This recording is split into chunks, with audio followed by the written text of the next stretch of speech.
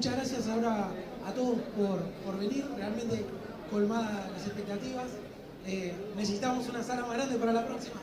Así que bueno, este es el panel de informática forense. Tenemos a cuatro grandes amigos y especialistas en el tema. El ingeniero Gustavo Pressman.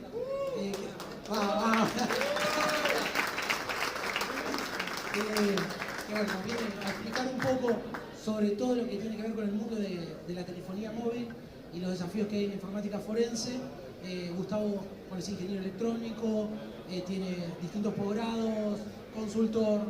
Tenemos también a Maximiliano Ventinelli, muy bien Maxi, perito de la Corte Suprema, que bueno, también es profesor.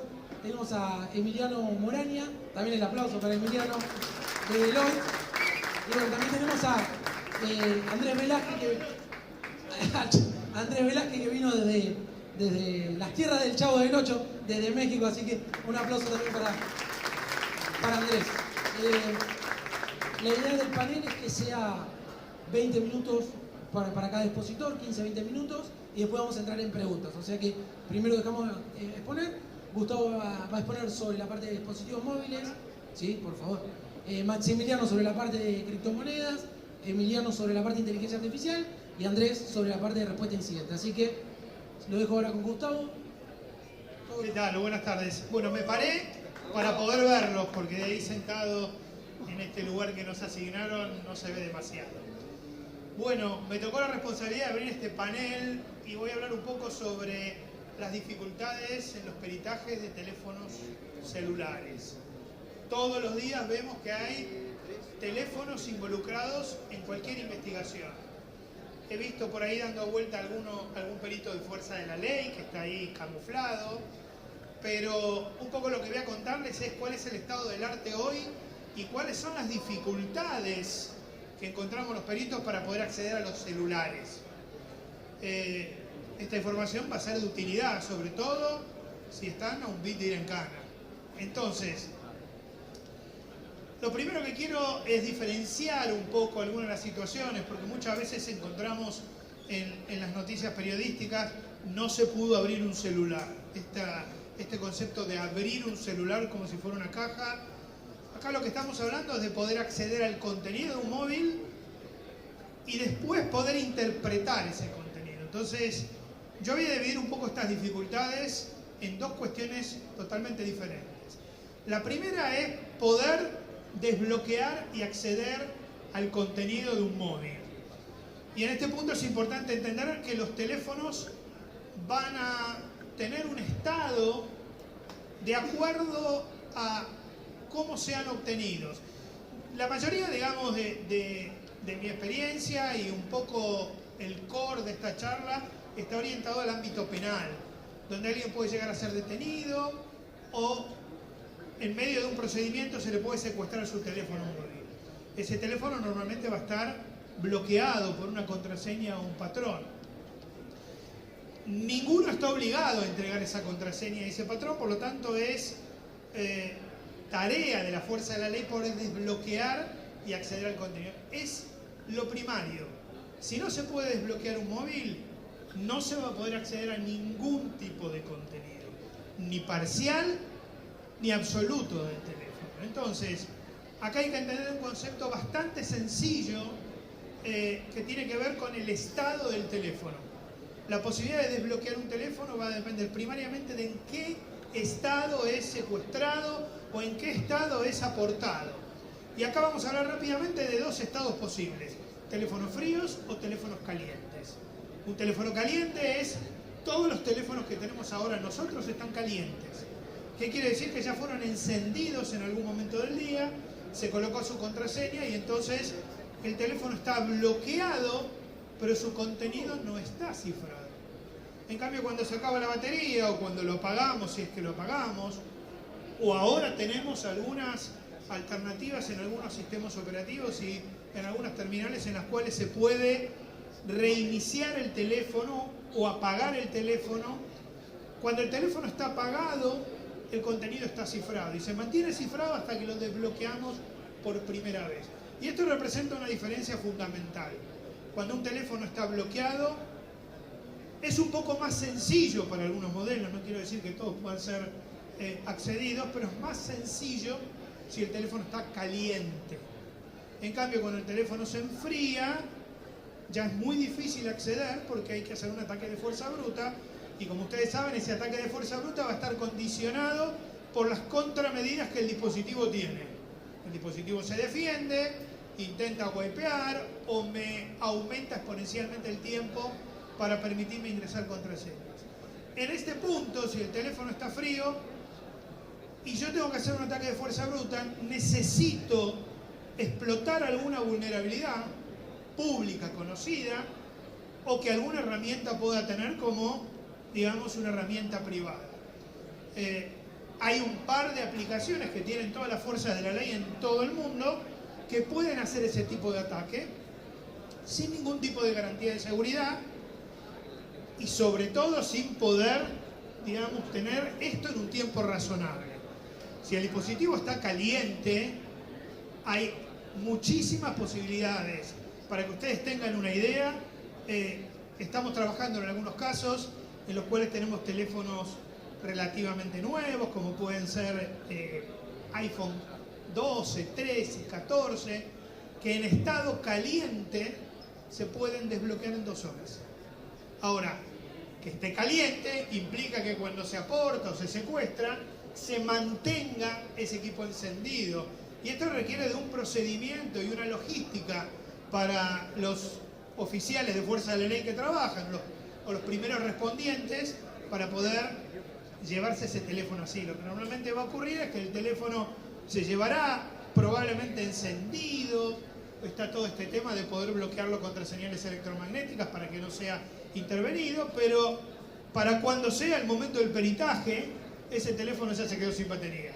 Y eso es un problema para el perito, porque no puede acceder a ese contenido si no es solamente por fuerza bruta. Esta es una de las primeras cuestiones a tener en cuenta. Ahora, habiendo podido acceder al teléfono, ya sea porque tenemos la posibilidad de haberlo desbloqueado, eventualmente se ha aportado su patrón, su PIN, hay que ver qué se puede extraer del teléfono. Como todos ustedes saben, la arquitectura de un teléfono es radicalmente diferente de la arquitectura de una computadora, y hay áreas del teléfono a las que el usuario legítimo no puede acceder. No tiene privilegios suficientes para acceder, que las aplicaciones sí. Por lo tanto, para descargar la base de datos de alguna mensajería, yo necesito tener privilegios para acceder a ese lugar. ¿Cómo hago para hacer entonces la extracción? Bueno, va a depender mucho de que pueda hacer una extracción física del dispositivo, es decir, lo que sería una copia lo más parecido a un bit a bit. Digo lo más parecido porque estamos hablando de dispositivos que están activos permanentemente, pero además voy a necesitar seguramente alguna exploit sobre alguna vulnerabilidad que obviamente para cada modelo de teléfono funcionará, no funcionará, existirá. De no existir eso, esa posibilidad de un acceso físico, habrá que hacer otro tipo de extracciones. Y dependiendo del tipo de extracción que yo haga, que generalmente voy a depender de un agente instalado en ese dispositivo para poder hacer esa extracción, va a ser la materia prima para que yo pueda proveer la información que está dentro de ese dispositivo. ¿Por qué digo la materia prima? Porque luego eso va a tener que ser procesado, interpretado. Se tiene que hacer el parsing, como solemos decir, parseado de la información que hay allí. Y ahí va a depender un poco de la herramienta con la que yo esté trabajando, que tenga la capacidad de interpretar eso, o también recurrir a alguna herramienta open source o un diseño de programación específico para poder interpretar eso. Por supuesto, estamos hablando que para poder interpretar ese contenido, presumiblemente va a haber que descifrar también la aplicación. Porque no es solo el contenido cifrado del dispositivo, lo que sería un full disk encryption, del que hablamos hace unos minutos, sino que también estamos conscientes de que las aplicaciones tienen un cifrado adicional. Y entonces yo voy a tener que encontrar la manera, algún exploit, alguna tecnología, alguna herramienta que me permita descifrar eso. En estas condiciones, yo voy a poder ofrecer ese contenido. ¿Qué pasa hoy con los peritajes actualmente? Dependiendo de la marca, modelo, generación del teléfono y el estado en que se recolectó o que se secuestró, van a ver frecuentemente que o no se pudo extraer nada o se pudo extraer algunas cosas pero otras no. El objeto de deseo normalmente de la justicia son las comunicaciones, WhatsApp, Telegram, todo lo que pueda tener que ver con conversaciones que después, bueno, obviamente tendrán que estar vinculadas a aquello que se está investigando. Y para poder hacer esa extracción de información, aplicaciones como WhatsApp, Telegram, la información la tienen en una base de datos y esa base de datos está almacenada en una área determinada del dispositivo que tenés que tener permisos de root, tenés que tener las credenciales suficientes para poder traerlas, porque si no, lo único que te queda es el aplicativo, que él sí puede acceder porque tiene esas credenciales. Entonces, pasa mucho que a veces se pudo hacer una extracción del teléfono, pero los WhatsApp no vinieron. Y sí, porque la materia prima no pudo obtenerlos. Por supuesto, esto evoluciona todo el tiempo y eso de alguna manera genera algunos desafíos en la justicia, y es que las herramientas al evolucionar pueden plantear escenarios en los cuales hoy no puedo acceder a determinado contenido y dentro de 3 meses sí. ¿Qué hacemos con eso? Porque tampoco podemos, digamos, ir hacia atrás permanentemente. Esta evolución tecnológica que se da en un montón de áreas de las ciencias, pasa lo mismo que pasa en la medicina.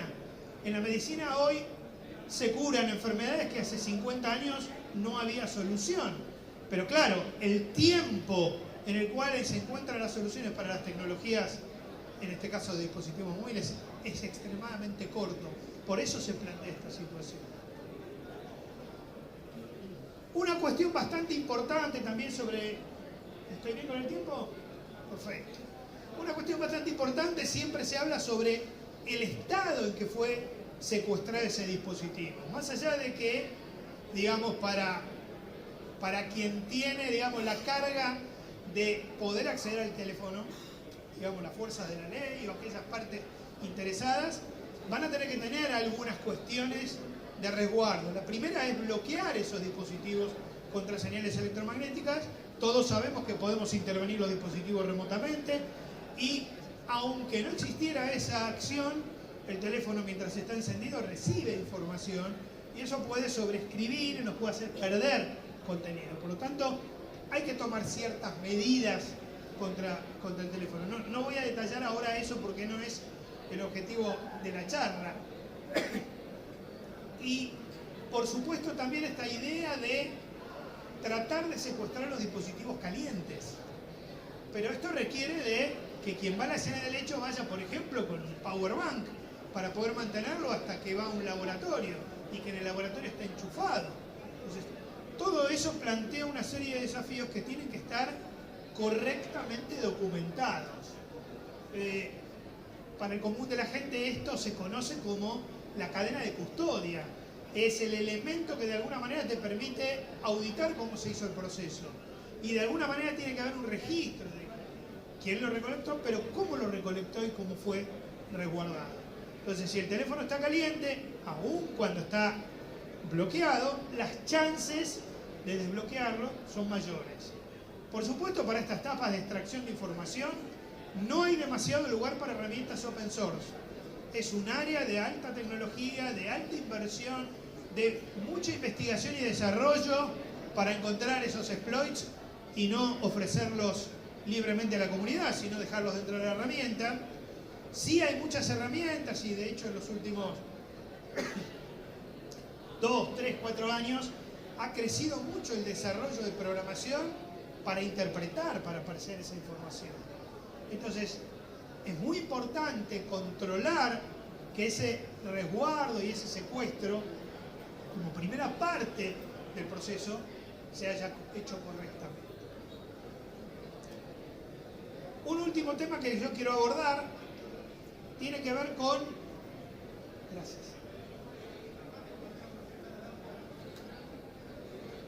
Con el desbloqueo compulsivo de los dispositivos. ¿Pueden obligarnos a desbloquear un dispositivo? ¿Me secuestran? ¿Me pueden obligar a que yo ponga el dedo, ponga la cara?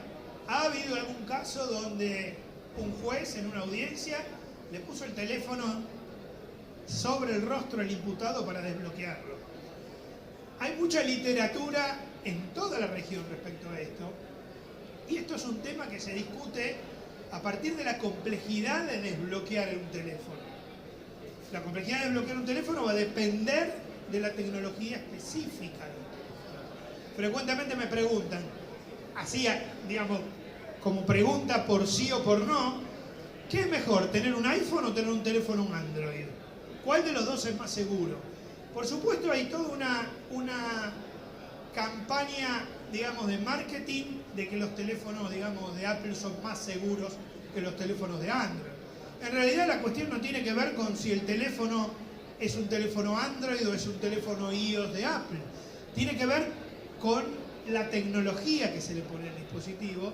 Y entonces, normalmente nosotros solemos dividir a los dispositivos en dispositivos de alta gama, los que tienen, digamos, mayor costo, pero ese costo se ve reflejado en hardware, por ejemplo, para la seguridad. ¿Hay teléfonos de alta gama en Android? Sí. Lo que pasa es que Android se caracteriza por tener teléfonos de todo tipo de gama. Hay teléfonos de baja gama como el que tiene mi mamá, hay teléfonos de gama media como el que tiene el promedio de la sociedad, mientras que los teléfonos de Apple son todos de alta gama. En la medida que hay más tecnología y más hardware, es mucho más difícil y mucho más complejo, a menos que se encuentre alguna vulnerabilidad. Y ojo que a Apple se la han encontrado también, incluso muchos de ustedes conocen vulnerabilidades de hardware de teléfonos de Apple, como Checkmate, que no tiene solución, o mejor dicho, que la solución implicaría cambiar las terminales. Entonces, ¿qué pasa con esto de compulsivamente desbloquear un teléfono? Más allá de la cuestión legal, y hay algunos abogados, así que yo no voy a hablar demasiado de ese tema, no me voy a meter dentro de lo que ellos, digamos, manejan. La realidad es que uno, aún cuando quisiera colaborar y diga, bueno, yo no tengo nada que ocultar, no tengo, digamos, ninguna vinculación con el motivo por el cual me están secuestrando el teléfono, acá hay un tema fundamental que toca al panel anterior y que va a tocar a otros expositores y otros paneles, que tiene que ver claramente con la privacidad del contenido. Y aquí me voy a remitir a una cuestión técnica respecto de cómo se hace la extracción de información en un móvil. Muy pocas aplicaciones y todavía con resultado muy limitado permiten hacer extracciones selectivas. ¿Qué es una extracción selectiva? Una extracción, por ejemplo, de una aplicación. Tráeme solamente WhatsApp o descargame solo los correos. La mayoría de las herramientas requieren una extracción total del contenido del dispositivo, con lo cual hay potencialmente un riesgo a la privacidad. Además existe algo que es, más allá de la tecnología, hay como una pulsión del operador judicial, de los jueces, de los fiscales, de quiero todo lo que hay en el teléfono, después yo voy a decidir qué cosa es importante y qué cosa no. Entonces está habiendo mucha discusión para poder limitar el acceso al dispositivo. Ahora, volviendo a la pregunta general, ¿puedo yo forzosamente desbloquear un teléfono? El desbloqueo compulsivo. Y la pregunta no es desde el ámbito legal. En eso voy a dejar que discutan los abogados y van a tener los que dicen que sí, los que no, los que tal vez. Desde el punto de vista técnico, ¿yo puedo desbloquear biométricamente un dispositivo con el dedo o con el rostro de la persona? Lo primero que tengo que preguntarme es si el teléfono está caliente. Porque si el teléfono está frío, los controles biométricos ya saben ustedes que no funcionan. Solo funcionan cuando el teléfono está encendido y está activo. Lo segundo, cualquiera que haya trabajado con peritaje, con extracción de teléfonos móviles, sabe sabe que no se puede hacer una extracción forense si no se cuenta con el PIN de desbloqueo. No me alcanza con desbloquear el teléfono con el rostro o ponerle la huella. Solo me va a alcanzar para hacer una inspección manual de aquello que está visible. Y ojo que hay algunas jurisdicciones, acá en la República Argentina, y algunas muy cerquitas que hacen ese tipo de peritaje ante el cúmulo y el volumen de teléfonos a procesar en comparación a la cantidad de herramientas que tiene el Estado para esto. Pero yo no puedo hacer una extracción forense si no tengo el PIN de ese teléfono. Por más que tenga el teléfono caliente y te haga desbloquear el teléfono a vos, no voy a poder hacerlo. Para poder hacerlo necesito ese PIN. O quitar el PIN, para lo cual también necesito ese PIN. Así que la idea de esta charla era contarles un poco cuáles son las limitaciones que hay. Nosotros cuando intervenimos como perito de parte o como peritos oficiales que también están aquí en la mesa y algunos están presentes por aquí, nuestro objetivo siempre es acceder a la información. Y para acceder a la información, bueno, vamos a controlar primero cómo llegó ese dispositivo. Sobre todo si estoy en la parte que no está interesada en la producción de la prueba o en la parte que está interesada en conservarle sus derechos o custodiarle sus derechos en realidad. Verificar que no vayan más allá, que esto es muchas veces lo que ocurre. Pensemos que en cualquier caso en los teléfonos hay mucha más información que la que está vinculada al peritaje que se está haciendo. Entonces, el objetivo fundamental es poder acceder a ese contenido. Y obviamente vamos a depender de herramientas, pero el paso inicial es que yo voy a necesitar tener ese PIN. Y por supuesto, digamos, a manera de cierre, por lo menos de esta exposición, y voy a quedar después para preguntas y para discusiones, si el teléfono está frío, si el teléfono cuando se lo llevan está frío, las posibilidades de acceder a ese contenido solo van a ser a través de un ataque de fuerza bruta, que también va a depender de la tecnología del teléfono. Mi experiencia es que, no sé, un teléfono iPhone 10, iPhone X, con un PIN de 4 números, ¿qué pasa? Están todos riéndose. Ya estoy terminando. No me enojo. Puede tardar hasta 30 días para obtener la contraseña. Y eso por ahí es compatible con el proceso. Pero si en lugar de 4 tiene 6, y si tiene una combinación de números y letras, olvídense. Hay teléfonos que están en los laboratorios forenses de distintas fuerzas de la ley que tienen más de un año ahí procesándose. Y ahí también entramos en colisión con si el desarrollo de la causa permite tener ese dispositivo tanto tiempo, o si para cuando va a estar ya no tiene ningún sentido. Así que bueno, en principio el objetivo de mi primera participación es este, o fue este, contarles por qué sí, por qué no, dejarles abierta para que después hagan las preguntas, supongo que al final de todo. Así que voy a cederle a Maxi.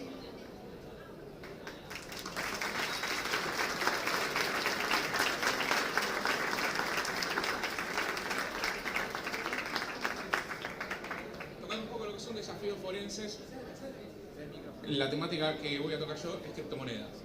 ¿Cuántos de acá tienen criptomonedas? Oh, perdón. ¿Cuántos de acá tienen criptomonedas? Bitcoin. Están todos contentos, ¿no? Con Bitcoin 93, ¿no? Bien, ¿cómo las guardan? ¿Y dónde las guardan? Porque acá es donde se representa un problema para quienes estamos desde el punto de vista forense, lo que es levantar y resguardar en el caso de un caso criminal, donde se necesita resguardar el valor de esas criptomonedas y dónde están guardadas y cómo las van a resguardar va a ser clave para poder secuestrarlas. ¿Sí? Saben muy bien que hoy las criptomonedas se prestan para muchas cosas, así como para cosas buenas, también para cosas no tan buenas, sobre todo lavado de dinero y cosas por el estilo. No voy a meterme en detalle con lo que es los delitos en sí, pero sí en el momento lo que se necesita secuestrar.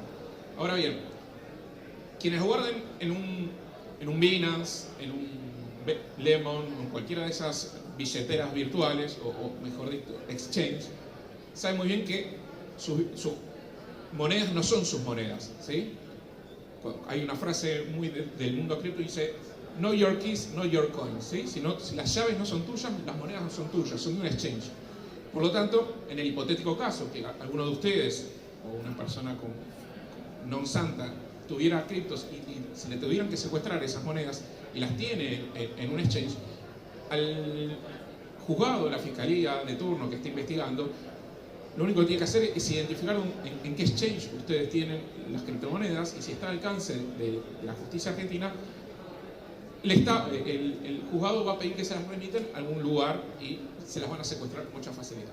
Ahora bien, si ustedes hicieron más o menos bien sus tareas y no las tienen guardadas, resguardadas sobre un exchange o sobre una billetera virtual o donde sea que la tengan, y la tienen en una cold wallet o una soft wallet o donde sea, ahí representa un problema mayor. Porque primero, como bien todos saben, las billeteras, las direcciones no están nominadas, ¿sí? Por lo tanto, identificar a las personas que están atrás de cada una de esas direcciones que están dando vueltas es sumamente difícil. Entonces, ya rastrearlo es de por sí sumamente complejo. Pero en el hipotético caso que podamos llegar, o se pueda llegar a la persona, y esta persona lo tiene guardado, sus criptomonedas en una hardware wallet, tenemos que ver cómo se puede acceder a esa billetera, ¿no? ¿Saben ustedes cómo se guardan o dónde se guardan o cómo recuperar una billetera? Lo que tiene hardware wallet sabe que existe una palabra semilla o semillas que puede variar entre 12 y 24 palabras. Ahora bien, si alguien va a allanar a sus casas y quiere encontrar el contenido de su billetera virtual, mejor dicho, de su wallet, para acceder a todo su contenido y poder sustraerlo para lo que sea, si no tiene acceso al dispositivo y o a las palabras semillas, no va a poder hacer absolutamente nada, ¿sí? Ahora, supongamos que supongamos que ustedes tienen en una billetera, una hardware wallet, como ser una Trezor o como ser alguna de las que están dando vueltas, una Ledger o alguna de otras que están dando vueltas por ahí, y a ustedes les secuestran este equipamiento, es un dispositivo parecido a un pendrive, para quienes no estén familiarizados.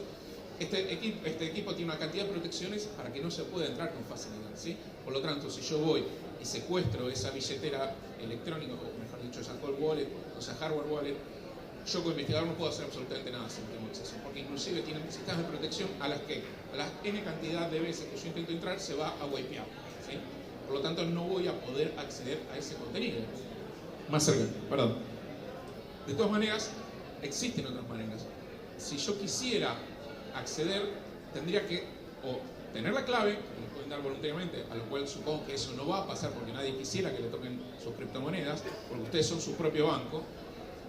Van a tener que tener un resguardo de las palabras claves. Las palabras claves, o las palabras semillas, están compuestas dependiendo del dispositivo entre 12 y 24, deberían tenerlas muy bien guardadas, ¿no? Si las tienen en un papel, en el escritorio, cuando vengan a secuestrarle o hacer un allanamiento en sus casas y encuentren esas 12 palabras, podrían acceder a sus billeteras y por lo tanto secuestrar el contenido de sus criptoactivos. Eso representa un problema tanto para ustedes como también para quien lo secuestra, porque en el hipotético caso que esto sucediera, ¿a dónde va esos criptoactivos? ¿Quién se los guarda? Porque hoy, cuando allanan a una persona y encuentran dinero, el juez o el fiscal dispone y ese dinero va a una cuenta judicial y va guardada. En el caso de los criptoactivos, ¿a dónde va esto? ¿Quién tiene la guarda de este dinero secuestrado? ¿A dónde va a quedar? ¿Quién lo va a resguardar y asegurarse que eso no sea movido o alterado? Y en el caso que sea secuestrado y se logren acceder a esos activos, ¿en qué moneda lo van a guardar? ¿En el activo original, donde sufre una gran volatilidad si es que es un criptoactivo no estable? ¿O lo van a pasar a pesos para después poner una cuenta bancaria? ¿O lo van a pasar a una moneda estable para que no pierda su valor? ¿Quién va a ser el guardián? ¿Y cómo va a ser la custodia de esos bienes? Entonces, ahí se empiezan a plantear toda una serie de problemas. Y en el hipotético caso de poder acceder a través de las palabras claves, porque supongamos que el investigador o el primer responder logró acceder por medio de las palabras claves a la billetera. Quienes trabajan con billeteras, el primer concepto que existía cuando nació Bitcoin, una billetera era una dirección, ¿sí? Con lo cual, secuestraban la billetera, el wallet.dat, tenían acceso a todos los criptoactivos, los podían secuestrar, podían hacer lo que querían. Hoy por hoy eso cambió. O sea, quienes están familiarizados saben que el SID genera N direcciones para billeteras, con lo cual podría guardar todos los activos en la billetera 1 o podría guardarlo en la billetera en la dirección 32.240 si queremos. ¿Y cómo lo encuentra? ¿Y cómo sabe en cuál están los activos de la persona que está siendo investigada? ¿Sí? Yo supongo que tengo éxito y logro entrar a la billetera. Ahora, también puedo tener suerte, como investigador encuentro en la primera o en la segunda dirección todos los activos que necesito que se secuestren. Y si está en la dirección 1.000.001, yo no puedo pasar buscando por empezar, hay N billeteras con N direcciones. ¿Cómo sé en qué dirección y en qué billetera voy a encontrar ese dinero? ¿Sí? Entonces, desde el punto de vista investigativo, si tengo la suerte de poder acceder a la billetera, ¿cómo voy a hacer o cómo voy a encontrar los activos? Si la persona no se preocupaba tanto por lo que es un posible allanamiento, quizás lo tenga en la primera, segunda, tercera, décima, se va a encontrar con facilidad. Pero si es una persona que está esperando que pueda haber una acción legal en su contra, judicial, va a tomar un montón de recaudos. Por supuesto que es muy probable que no tenga la SID a mano, o sea, la semilla, y yo no pueda acceder con tanta facilidad a esa palabra clave, ¿sí? Entonces, quizás tomó muchos recaudos, quizás me lo puso en los activos en la billetera número 1.235.000, y para el investigador esto representa un problema muy grande, porque ¿cómo lo encuentra? No se olviden que todo lo que es cripto podríamos decir que tiene aproximadamente 15 años, es una tecnología muy nueva, sobre la cual la justicia de por sí camina lento, las investigaciones y los protocolos para todo lo que tenga que ver en la relación de la investigación con esto es sumamente lento y complejo, y el dinamismo que tiene esto también complejiza un poco la situación. Entonces, como investigador, desde el punto de vista de forense, si quisiera recuperar el contenido, tendría que tener la suerte de encontrar una hardware wallet, si es que la encuentro, o software wallet, tendría que poder acceder a esa software o hardware wallet, tendría que tener la clave. Si no tengo nada de eso, tendría que poder acceder a la palabra SIM, a la semilla de 12 o de 24 palabras. En el hipotético caso que encuentre o pueda acceder y tener toda esta información, tendría que saber en qué dirección de todas las de la wallet tienen todos los criptoactivos que yo necesito acceder. Ahora, supongamos que todos estos pasos se dieron y se dieron con éxito. ¿Qué hago yo desde el punto de vista de la justicia de la justicia como juez o como fiscal? ¿Qué deberían hacer con esos criptoactivos que son encontrados? ¿Cómo son almacenados? ¿Cómo son transportados? ¿Quién va a tener la guarda y la custodia de esos criptoactivos? Y finalmente, en el hipotético caso que la persona investigada no haya tenido nada que ver con el acto que se está investigando, ¿cómo le van a devolver esos criptoactivos? ¿Sí? Entonces, desde este lugar se presentan un montón de interrogantes y de dificultades y de problemáticas alrededor de todo lo que tiene que ver con el secuestro, almacenamiento, custodia de criptoactivos, más allá de la investigación per se. Entonces, si bien, como les dije, podemos acceder, tenemos que saber cómo guardarlos, cómo almacenarlos, cómo se va a custodiar y quién lo va a custodiar y en qué moneda finalmente se va a custodiar todo esto. Para finalmente, en el hipotético caso que tenga que ser devuelto, cómo se lo van a devolver. Y si no tiene que ser devuelto, ¿a quiénes le van a quedar esos fondos? ¿Le va a quedar al Estado? ¿En qué moneda va a quedar resguardado? ¿Va a quedar en Bitcoin? ¿Va a quedar en Ethereum? ¿Va a quedar en USDT? ¿Lo van a pasar a pesos? ¿Lo van a guardar en una cuenta bancaria tradicional? Estos son algunos interrogantes que se plantean a la hora de secuestrar y resguardar criptoactivos a la hora de un secuestro. Esto es todo lo que tengo que decir. No sé si tienen alguna pregunta o consulta, si no le pasamos a mí. Al final.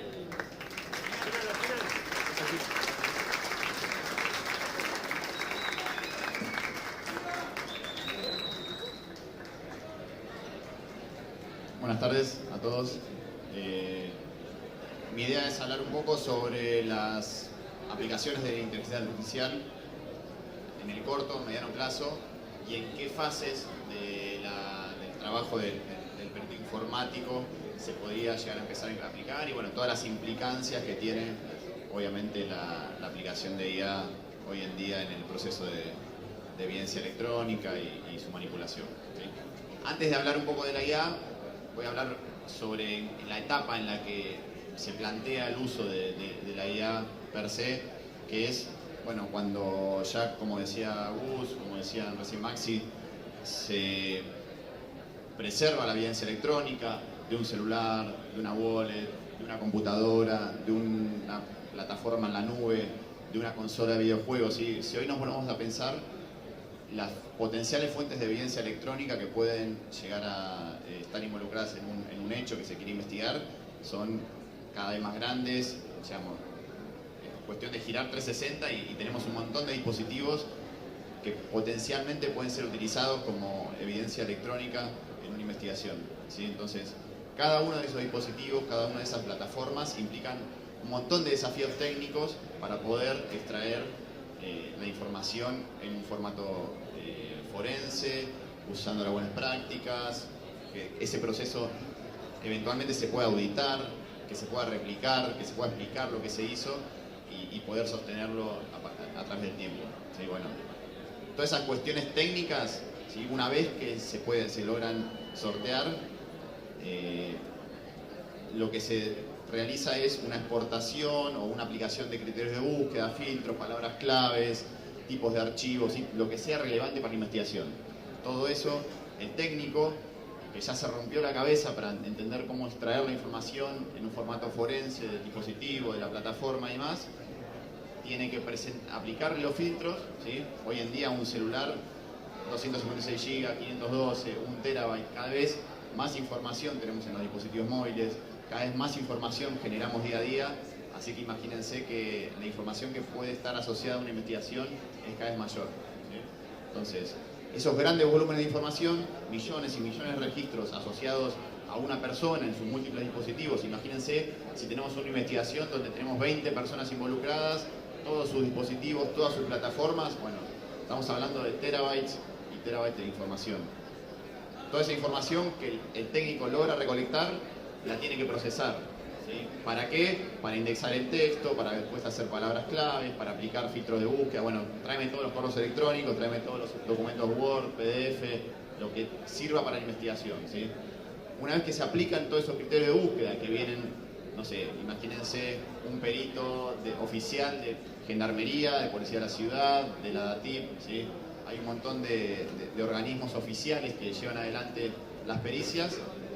Bueno, toda esa información procesada se le aplican esos filtros de búsqueda y se les pasa a los investigadores toda esos export, todas esas búsquedas, todos esos resultados de la aplicación de filtros para que sea revisada esa información. ¿Sí? Entonces, por ejemplo, el investigador le dice, bueno, Emi, pasame todos los registros, todos los correos electrónicos de estas 4 personas con fecha de creación del 2022 en adelante. Entonces yo voy, aplico los filtros, armo el paquete, se lo paso al investigador. ¿Sí? El investigador lo revisa. Bueno, hoy en día yo tengo la posibilidad de trabajar en el sector privado y en el sector público también como perito de parte, entonces tengo interacción con peritos oficiales y lo que se ve es que muchas veces se arma ese paquete de información, ese reporte, de una vez, con todos los criterios que le piden, se pasa al investigador, la fiscalía, el equipo de investigación que esté llevando a cabo la revisión de esa documentación, y ahí un poco generalmente es difícil que haya retroalimentación, que el investigador se dé vuelta y le dice, che, tráeme, además de 2021, todo de 2019 para acá, y que en tiempos eficientes el técnico pueda devolverle esa nueva exportación, esos nuevos archivos que fueron solicitados y haya esa ida y vuelta. Bueno, eso no lo veo mucho, o lo veo complicado, o veo que los tiempos son muy largos, o veo que los formatos con los que trabaja cada organismo son diferentes, y después lo que espera el investigador es diferente a lo que le mandan, no sabe cómo, por ahí no sé, le mandamos un archivo raro, un comprimido, lo que sea, y no saben por ahí cómo abrirlo. Se presentan un montón de problemáticas que se tienen que sortear hasta que el investigador puede empezar a mirar los chats, a mirar los archivos, a mirar los correos electrónicos para llegar a una conclusión. ¿Sí? Y eso si quiere ver los chats, tiene que abrir un programa particular para ver los chats. Si quiere ver los correos electrónicos, un exchange o algún cliente de correo electrónico para ver. Lo que viene a proponer la tecnología forense en este aspecto son plataformas de revisión donde el técnico suba toda la evidencia, todos los reportes, todos los registros que le piden los investigadores a esa plataforma. El revisor accede con un usuario, una contraseña, una plataforma web y ya tiene todos los archivos, todos los registros que él pidió ahí subidos para revisar uno por uno, categorizarlo, decir esto es relevante, esto es irrelevante, esto no me sirve. Si necesito nueva información, nuevas fuentes de datos, porque encontré una línea de investigación nueva, me doy vuelta, le digo al técnico, Emi, subime, como te digo, todo 2019 en adelante, bárbaro, lo subo y por ahí al día siguiente ya tiene la nueva evidencia el investigador para revisar en un lugar centralizado, con toda la data normalizada, con todas las fuentes de información. No es que tiene que un lugar para un celular, otro lugar para una computadora, no, todos los dispositivos, todas las fuentes de evidencia en un solo lugar, centralizado y normalizado, ¿sí? Esto acorta mucho los tiempos, acorta mucho los recursos que se utilizan. Obviamente, toda esta plataforma centralizada de revisión implica una inversión, un mantenimiento. Acá se tienen que poner de acuerdo muchísimas instituciones y organizaciones para poder llevar esto adelante, pero se podría mejorar muchísimo los tiempos de la justicia, ¿sí? Muchísima la calidad de la investigación, porque estas plataformas me permiten hacer búsqueda de palabras clave, búsqueda de expresiones regulares, búsquedas de conceptos, ¿sí? Y lo que está viniendo es la aplicación de la IA en estos procesos de revisión de documentos, ¿sí? Imagínense una investigación donde tengo 25.000, 50.000, 100.000 archivos para revisar, ¿sí? ¿Qué les parece la aplicación de un agente de IA generativa, por ejemplo, para revisión masiva o para dar una primera pasada de revisión a toda esa documentación, a todos esos registros, para que me empiece a tirar conclusiones, para que me empiece a dar un entendimiento mayor de la totalidad de los documentos en tiempos que por ahí un revisor entrenado, con uso de la herramienta frecuente, podría revisar 1000 documentos por día, sin que se distraiga, sin estar enfocado. Un día entero puede revisar 1000 documentos. Imagínense algún tipo de IA generativa, algún modelo que pueda revisar de forma masiva todos esos documentos y que le pueda tirar al revisor ciertas agrupaciones de documentos por temáticas, que el investigador le pueda preguntar al modelo, che, ¿qué pasa con este sospechoso? ¿Qué contacto tenía con este otro de los imputados? La IA generativa revisa la totalidad del universo total de chats, mensajes, blog de llamadas, correos electrónicos y nos puede dar ciertas conclusiones. Obviamente, la aplicación de IA plantea un montón de desafíos, alucinaciones, sesgos, ¿sí? Privacidad. Hay un montón de cuestiones a resolver, eso estamos de acuerdo, ¿sí? No es cuestión de, listo, conectarlo a un modelo de IA generativa y empezar No, acá hay que tener en cuenta mucho la confidencialidad, la integridad de la información que se está poniendo a revisar a un agente de IA. Entonces, son un montón de desafíos, pero creo que está bueno que los empecemos a revisar, que los empecemos a considerar, que empecemos por la etapa anterior, que es la aplicación de estas plataformas de revisión centralizadas, y después, por ahí sí, la aplicación de IA como una asistencia al revisor, como una asistencia al investigador. No estamos diciendo que la IA haga todo, ni tampoco que se aplique a la parte de preservación de evidencia electrónica, ¿sí? Porque esa parte, como decía Gus, por ejemplo, para telefonía móvil, implica un montón de desafíos. Y mañana sale una versión nueva del sistema operativo, sale un modelo nuevo, una actualización de WhatsApp, y ya vamos a tener que por ahí cambiar la manera en la que se recolecta la evidencia de tal dispositivo móvil. Entonces, esa parte la veo mucho más alejada. Ahora, cuando ya toda esa parte técnica ya fue llevada a cabo por un perito informático, después la parte de la revisión, yo creo que hay un montón de posibles aplicaciones de la IA que para cantidades masivas de documentos, para cantidades masivas de registros a revisar, que son cada día más frecuentes, puede ser un avance muy importante y a largo plazo, yo creo que obviamente es una inversión muy grande, capacitación, mantenimiento de este tipo de sistemas, mitigación de todos los riesgos que estuvimos hablando. Creo que a largo plazo o a mediano plazo puede ser un impacto muy positivo dentro de las investigaciones, la aplicación de estas tecnologías. Muy bien. Bueno,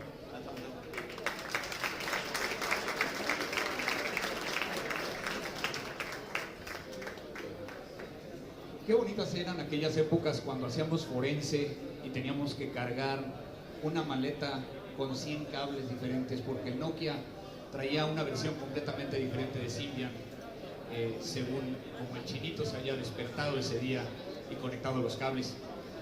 Era una época también conflictiva cuando empezamos a escuchar acerca de las criptomonedas y que nos planteábamos el hecho de cómo podíamos llegar a hacer investigaciones y que se convirtió en un tema mucho más estadístico, muy similar a lo que se hacía en aquel momento con el análisis de la esteganografía, que más que un tema científico es un tema aproximado a la estadística y a tratar de determinar y hacer investigaciones dentro de una cadena de bloques o un espectro cuando estamos hablando de eso.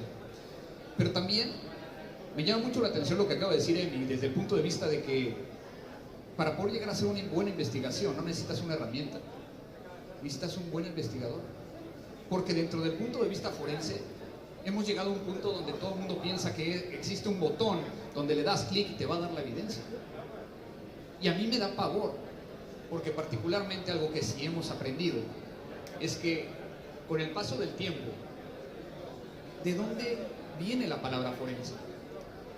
Forense viene de foro, y viene de los griegos, que lo que buscaban era saber por qué la gente moría. Y traían los cuerpos y los ponían enfrente de todos, y gente que se acercaba de diferentes lugares le decían: lo abro y tengo el hígado que aparece completamente azul. Y alguien por allá arriba decía: ah, yo vi a alguien que le gustaba levantar el codo y que por eso se ponía azul.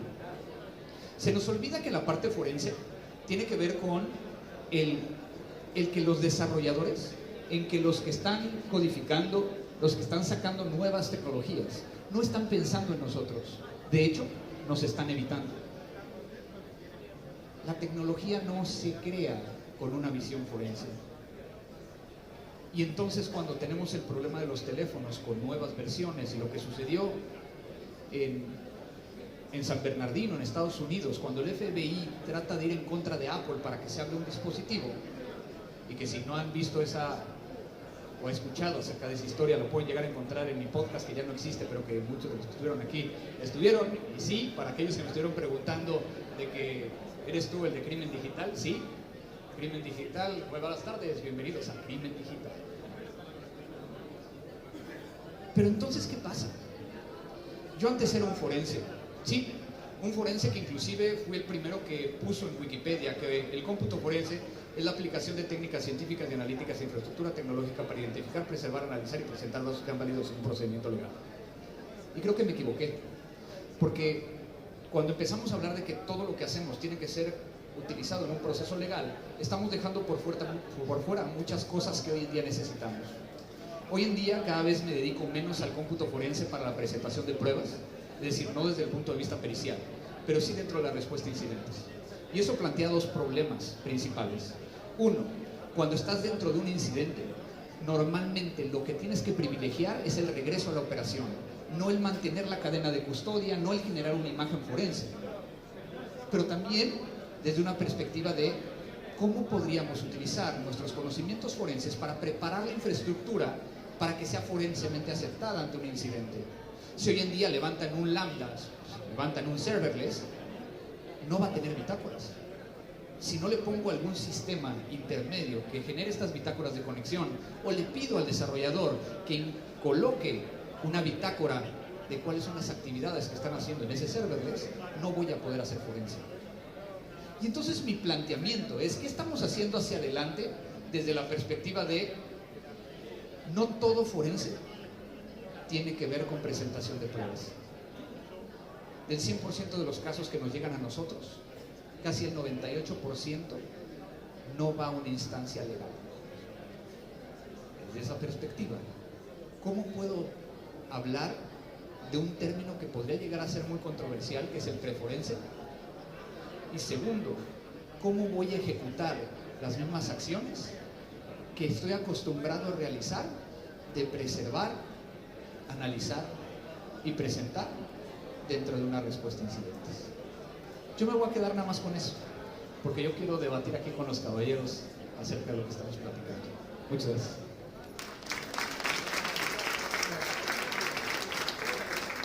Bueno, presentados los temas, vamos a abrir el debate para que cada uno pueda realizar alguna pregunta. No sé si quieren empezar a levantar la mano y le llevamos el micrófono. Si no, comienzo yo con alguna. Sí, allá. A ver, vamos con la corrida. Hola, buenas tardes. Bueno, mi pregunta es, cuando comenzó dando la charla, primero el señor hablaba el tema de lo difícil que hace análisis forense sobre celulares, y el señor mexicano le terminó dando la respuesta. Yo digo, ¿por qué las empresas que fabrican Samsung o iPhone pasan a ser como cómplices del delito? Porque ellos tendrían que brindar las herramientas para que esos teléfonos se puedan hacer todo ese análisis forense.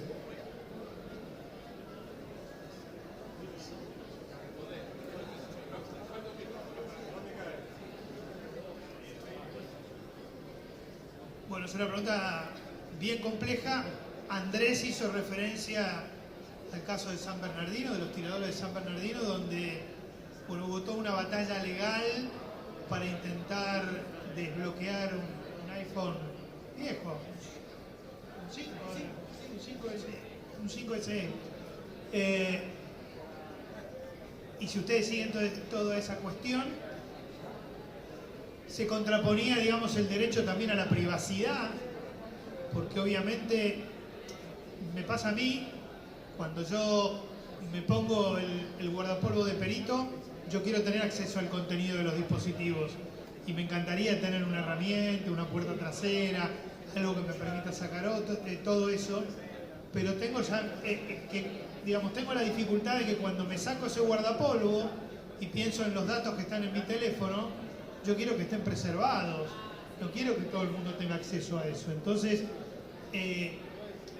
las empresas no son las responsables de generar las condiciones para que se pueda tener acceso al dispositivo. Y en este punto también hay una diferencia bastante grande entre lo que son los teléfonos de Apple versus el resto del mundo, por así decirlo. Lo de Apple es, de alguna manera, y no quiero que se malinterprete, más sencillo porque es un fabricante único con una cantidad limitada y determinada de modelos de teléfono, mientras que el mundo Android no sabemos qué es lo que hay, con lo cual, y las implementaciones son muy, muy diferentes. No funciona así. Somos nosotros, del lado de la tecnología, los que tenemos que encontrar herramientas para esto. Esto es un problema que claramente no es privativo de los celulares, pero el celular es, de alguna manera, el caballito de batalla frente a eso. Porque con las computadoras no existe este problema. Acceder a una computadora es relativamente sencillo, habrá instancias de dificultad con cifrados o con alguna cuestión, pero en general diría que el 90% de las computadoras pueden ser analizadas y procesadas incluso con muchas herramientas open source que hay. En cambio, con los teléfonos no existe esta cuestión, porque cada teléfono en sí son arquitecturas diferentes y requiere muchísima investigación y desarrollo. Y esta es la razón también por qué el open source no penetra dentro del área de estos dispositivos. Así que la verdad que no te estoy dando respuesta a esto, es un tema debatible. Hay quienes piensan desde el control que las herramientas tienen que entregar una forma de ser extraída. Creo que desde el punto de vista social hay un repudio generalizado hacia eso, lo que no quiere decir que los fabricantes no puedan eventualmente brindar el acceso a un dispositivo puntual, como lo que se pedía en el caso de los terroristas de San Bernardino. No sé, Andrés, si quieres agregar algo. Yo coincido con lo que dijo Gus, pero también agregaría el hecho de que la misma tecnología cambia. Y este es un pleito que hemos tenido Gus y yo sobre el tema de las unidades de estado sólido. Las unidades de estado sólido sabemos perfectamente que guarda la información ya no de forma secuencial, lo está poniendo en diferentes lugares y que está haciendo algo conocido como trim, que está moviendo la información para tratar de utilizar la misma cantidad de veces cada uno de los nanochips. El problema radica ahí en cómo nos impacta desde el punto de vista tecnológico. Inclusive hubo un movimiento de examinadores forenses en los Estados Unidos que lo que determinaban es de que todos los fabricantes de discos duros, bueno, de unidades de estado sólido, estaban yendo en contra de la posibilidad de recuperar información eliminada después de cierta cantidad de tiempo, ¿no? Y que tiene mucho que ver con esto que estás diciendo y que a lo mejor es un poco más desde el punto de vista técnico, ¿no? Entonces, creo que sí, tiene que ver con una parte de privacidad, pero también de cómo va a empezar a cambiar la tecnología. Y eso es lo que a mí me empieza a preocupar hacia las tecnologías disruptivas, ¿no? ¿Cómo vamos a hacer un forense al metaverso? ¿Cómo vamos a hacer un forense en Edge Computing, donde ya el procesamiento no es centralizado, sino es en cada uno de los lados? ¿Cómo vamos a hacer investigaciones frente a realidad virtual y realidad aumentada? Y entonces estamos hablando de que siempre va a haber un nuevo reto, ¿no? Y regreso a la parte de la charla que estaba yo dando, ¿no? Vean lo interesante que es ser forense. El forense siempre se va a enfrentar a una chingadera nueva, siempre. Y lo que tenemos que hacer es, justo me hicieron recordar hace algunos años, donde tuvimos un caso en aquellos momentos cuando era el PCT, que guardaba la información en el PCT. Los más jóvenes no saben muy probablemente lo que estoy diciendo. Es un archivo que vía POP3 bajabas los correos electrónicos y que le rezabas a Dios Padre para que el PCT no fuera de 2 gigas porque se corrompía. Y entonces, en aquel momento nos entregan un PCT y teníamos que recuperar información eliminada del PCT. Era de las primeras versiones de aquella época, y lo que nosotros encontramos es de que no podíamos recuperar mensajes eliminados. ¿Qué tuvimos que hacer? No existía virtualización, no existía lo que hoy conocemos y que nos permite llegar a hacer prueba y error mucho más fácil. Tuvimos que comprar 10 equipos físicos, instalar el mismo sistema operativo, el mismo cliente de correo electrónico, bajar la misma cantidad de información y empezar a hacer prueba y error, prueba y error, prueba y error. Los borro mandando a la bandeja, los mando a la bandeja y los elimino. Los muevo 2 veces o 3 veces entre folders, los elimino directamente del folder para ver cada una de las conductas. ¿Saben por qué no podíamos llegar a recuperarlos? Porque Microsoft había implementado la compresión del PCT, que en el momento en que tú comprimías el PCT, se perdían los que estaban marcados como borrados. Entonces, es lo que vamos a tener que hacer. Igual con los teléfonos, igual con las criptomonedas, igual con las nuevas cosas que vienen de inteligencia artificial y las nuevas tecnologías disruptivas.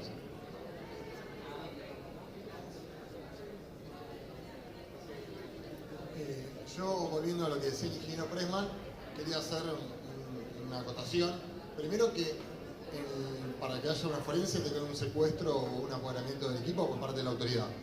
En ese sentido, no hay ninguna obligación legal de entregar la contraseña, ni la semilla, ni nada. Eso es importante tenerlo en cuenta, porque muchas veces en esos momentos se da la obligación, se lo coacciona al justiciable a que lo entregue. No hay ninguna obligación legal, en todo caso. Y después habrá que esperar, una vez que se termine el acto, qué es lo que autoriza el juez y cuáles son los alcances de ese peritaje, y esperar ahí para ver cuál va a ser el alcance de la medida. En relación a lo que decía el ingeniero, yo le quería preguntar ¿qué opina de esto de mantener el teléfono caliente? Al momento del secuestro debería colocarse una bolsa de Faraday o en algo asimilable con todos sus puertos bloqueados. El hecho de mantenerlo enchufado a la corriente eléctrica o a un power bank implicaría que uno de los puertos quede libre, con las implicancias que eso podría tener.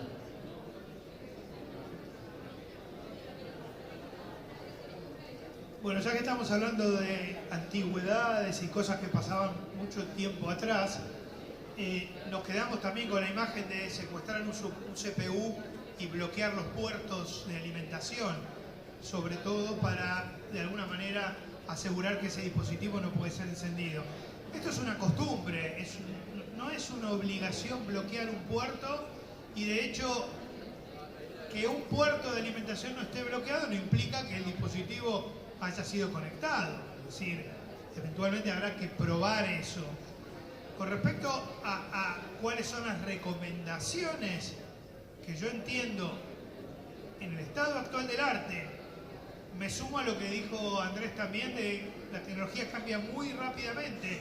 Quizá lo que les digo hoy, el año que viene es diferente. Pero cuando se secuestra un teléfono hay que bloquearlo contra señales electromagnéticas de todo tipo. Al principio hablábamos de bolsas de Faraday, no hay presupuesto generalmente para bolsas de Faraday.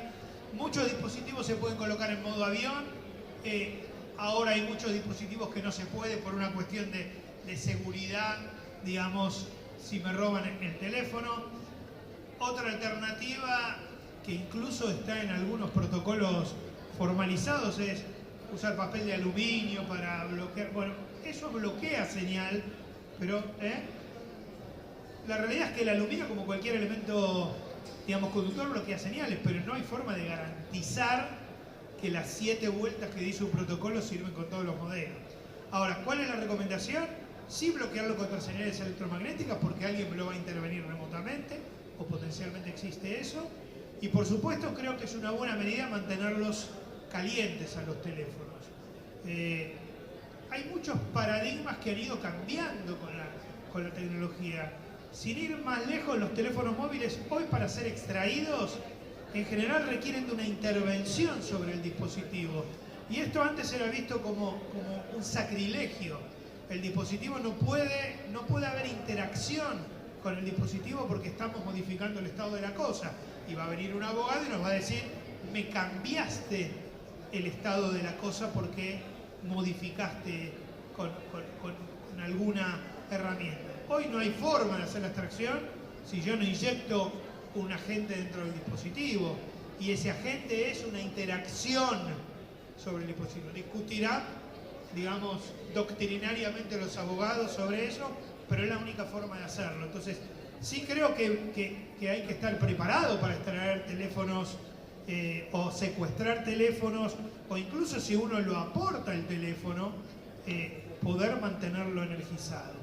Y respecto de lo que vos dijiste digamos, yo creo que lo dije también en mi charla, nadie está obligado a entregar la contraseña, ni siquiera si uno considera que no tiene nada que ver con eso. No entregarlo no significa una presunción en contra de uno, simplemente es un derecho que le asiste a la persona. Ahora, si uno quiere entregarlo voluntariamente, hay instancias con el patrocinio del abogado, el defensor que le diga, mirá, lo vas a entregar en tales condiciones, o darle la información para desbloquearlo al perito. Muchas veces ocurre así durante el procedimiento.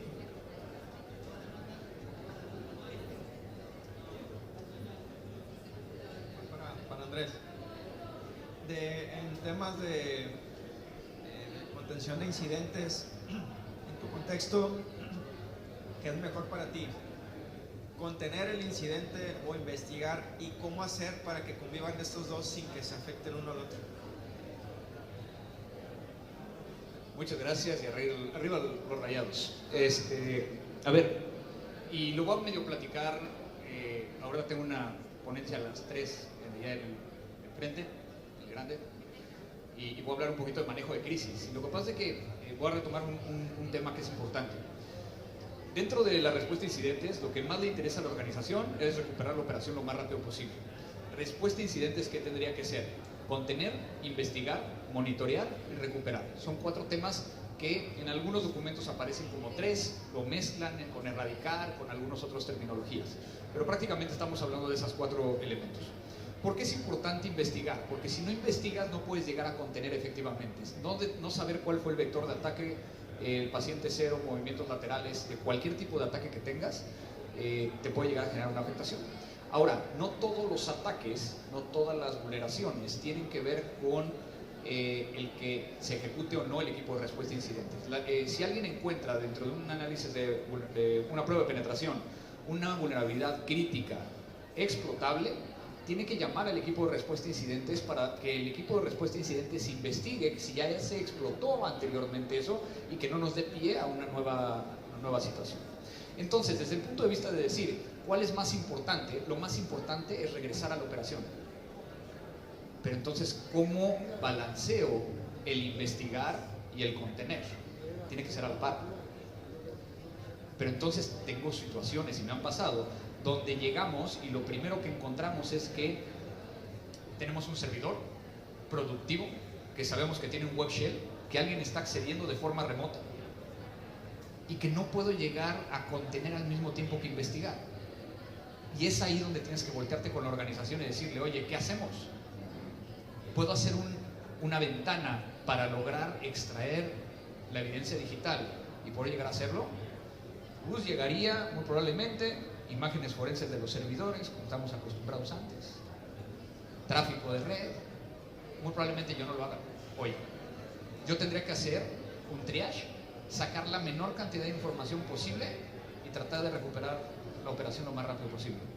Oye, pero es que eso ya no me va a permitir llegar a presentar una causa penal contra quien resulte responsable y demás, pero es jugársela. Si es una empresa que cotiza en bolsa y que 1 o 2 horas puede llegar a hacer millones de dólares, no nos va a dar.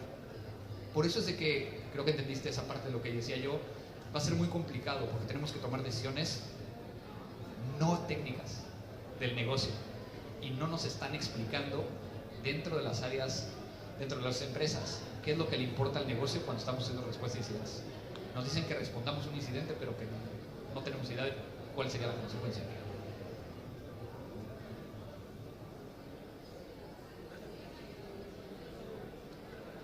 Hola. Tengo 2 preguntas. Una es si conocen algún caso en el cual se haya logrado abrir la carpeta Secure Folder o carpeta segura de Samsung, la cual tiene un mecanismo de autenticación separado de Android. Y la otra pregunta es también si conocen algún caso en el cual acá en Argentina se haya aplicado alguna técnica de análisis de paquetes de red, por ejemplo con técnicas de DPI, que es Deep Packet Inspection. Gracias.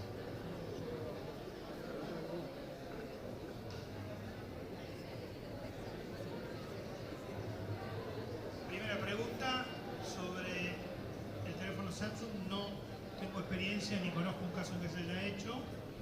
En el segundo caso sí, de análisis de tráfico de paquetes de datos, sí. Sí.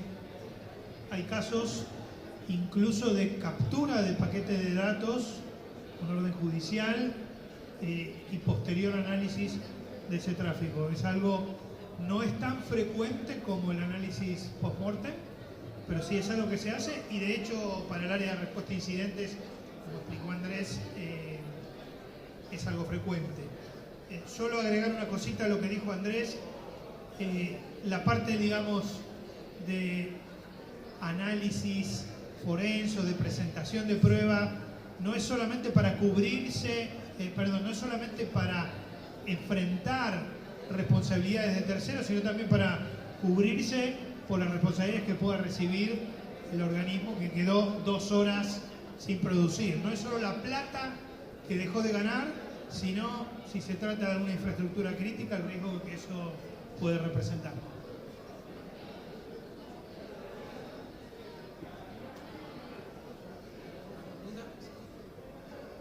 ¿Cómo les va? Me gustaría saber, en la opinión de cada uno de ustedes, los 3 principales desafíos que le ven en materia de informática forense para la investigación de delitos.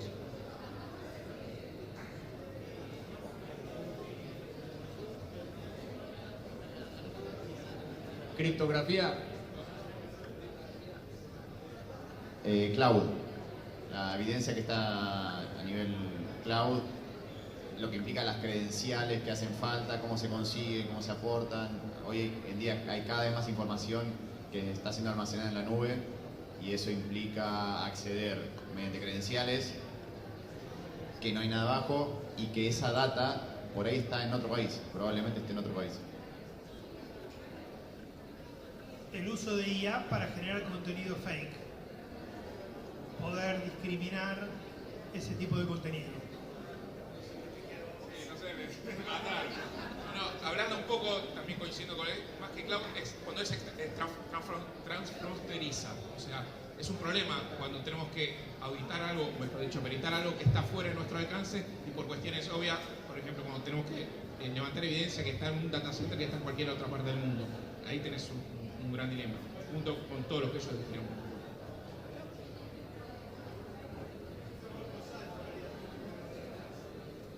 Ahí Andrés recién mencionaba el tema de criptografía. Tiró una sola palabra y ya es suficiente como para que tire una bomba. Hay muchísimos países y fuerzas del orden que hoy se están negando al uso de criptografía o directamente lo quieren bloquear, justamente porque dificulta la investigación forense, las investigaciones penales, las investigaciones en nube, las investigaciones en otros países. ¿Cómo planteo la pregunta para que no suene mal? Básicamente, ¿cómo nos protegemos hoy si los países se niegan a utilizar criptografía? ¿Cómo hacemos para protegernos los ciudadanos? ¿Y cómo hacen los investigadores para investigar y llegar a una causa a buen puerto? Cualquiera de los cuatro o los cuatro.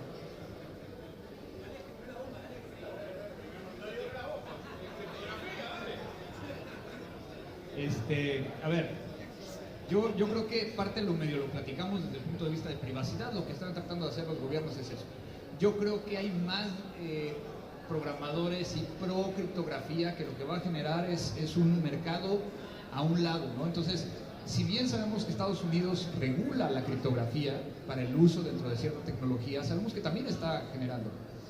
Traemos ahorita volando por ahí también el tema de computación cuántica como una herramienta, como una situación que podría llegar el Q-Day y que afectar. Todavía es teórico, no se preocupen, pero puede llegar a significar un reto. Para aquellos que no están familiarizados, el hecho de que la computación cuántica pueda llegar a romper cualquier algoritmo que se encuentre descifrado hoy en día, pero que también lo que va a tener que generar es nuevos algoritmos descifrados, nuevos mecanismos, pero entonces ahí el reto va a ser cómo pasamos de uno a otro, tecnológicamente hablando, si la tecnología que tenemos hoy en día lo va a soportar, ya estamos hablando de un tema mucho más complicado. Ahora, yo creo que el tema principal va a ser que las entidades o las empresas como Apple, como Samsung y demás, fíjense cómo están cambiando de que su prioridad sea únicamente la parte de tener tecnología, sino tener tecnología que le permita llegar a los usuarios a tener confianza.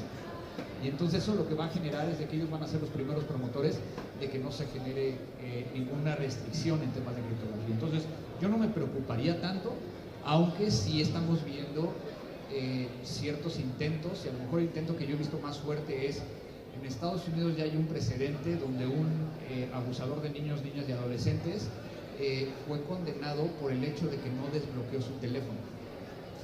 Y esto era porque tenía criptografía. Entonces tenía las herramientas, se sabía que estaba haciendo esto, se encontraron nombres de los archivos, pero no se vio el contenido. Entonces lo manejaron desde una perspectiva de decir la presunción de, y yo no estoy de acuerdo con eso, ¿no?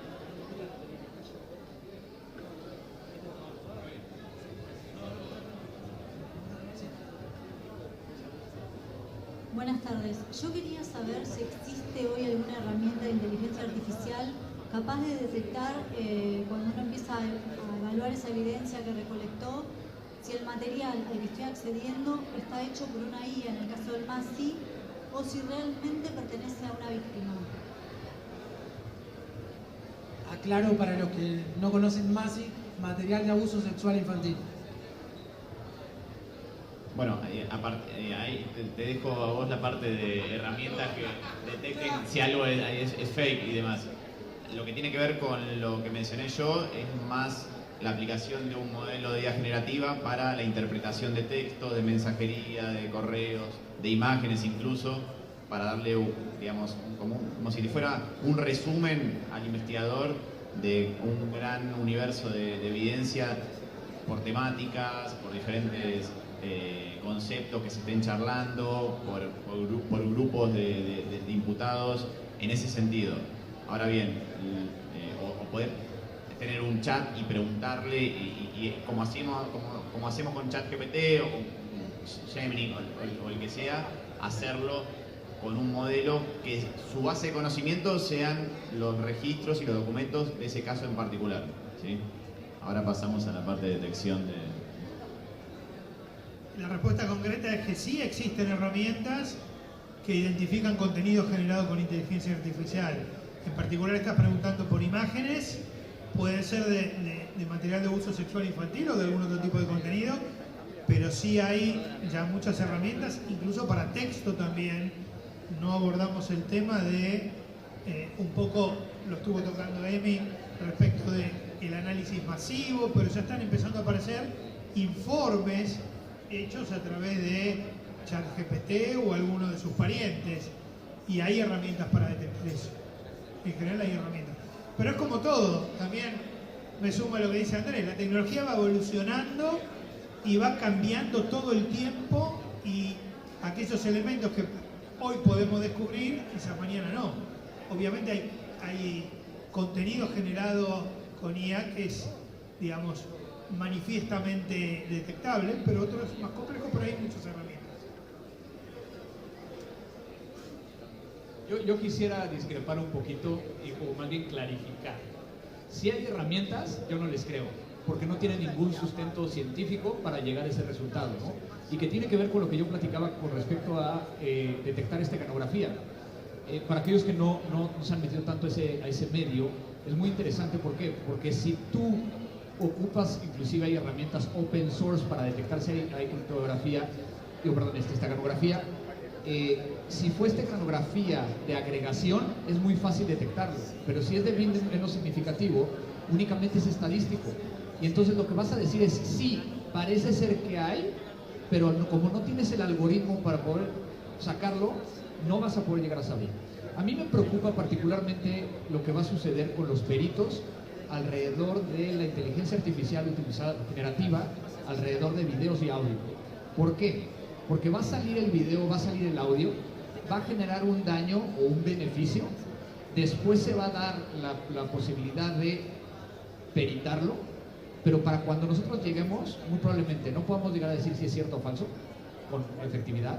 Y segundo, ya generó la afectación que el que lo hizo se dio. Entonces, va a ser muy complicado, y aquí mi preocupación particular es, puede llegar a verse cuestionado el actuar pericial específicamente por esta área de la inteligencia artificial.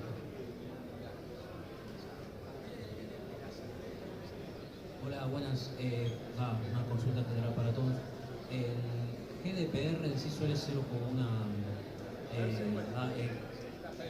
GDPR suele ser como claro, el reglamento europeo suele ser también, o tuvieron algún caso que pudo haber sido como una piedra en el camino en la investigación, o tiene algo que se puede involucrar este mismo GDPR en algún tipo de caso.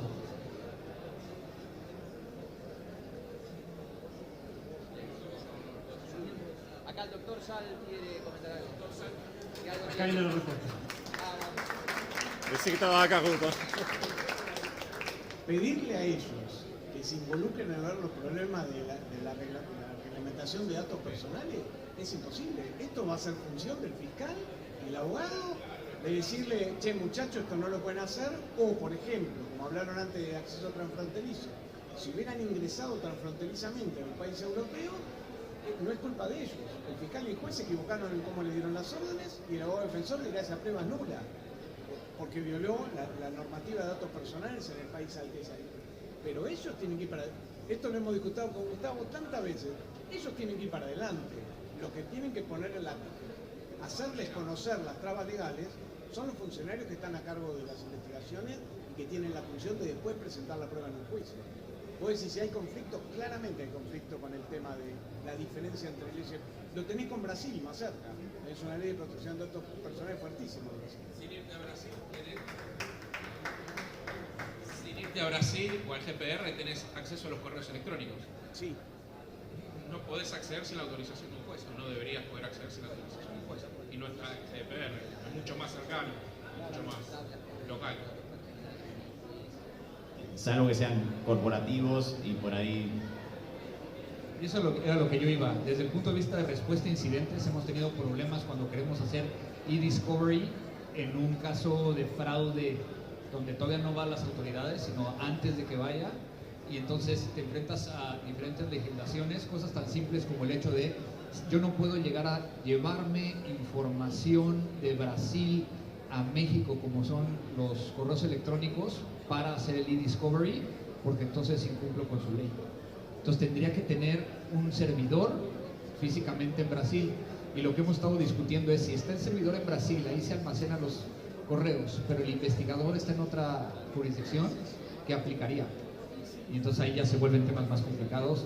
¿Qué tenemos que hablarle a los abogados para que ellos se peleen por nosotros y nosotros hacer nuestra chamba? ¿Sale? Verás que si no, no podemos cobrar.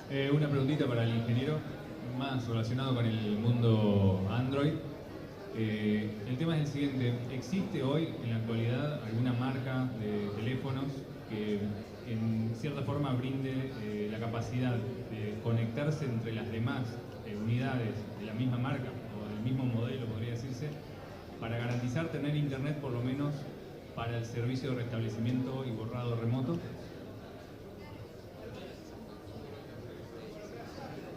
Algo similar a lo que hace Apple, digamos, un Bluetooth de baja señal. Hay varios proyectos en curso. Entiendo que Samsung está atrás de eso, pero no tengo la certeza de si ya está activo. Con Apple sí existe. Hola, ¿qué tal? Bueno, antes que nada agradecerles por compartir la información, muy útil.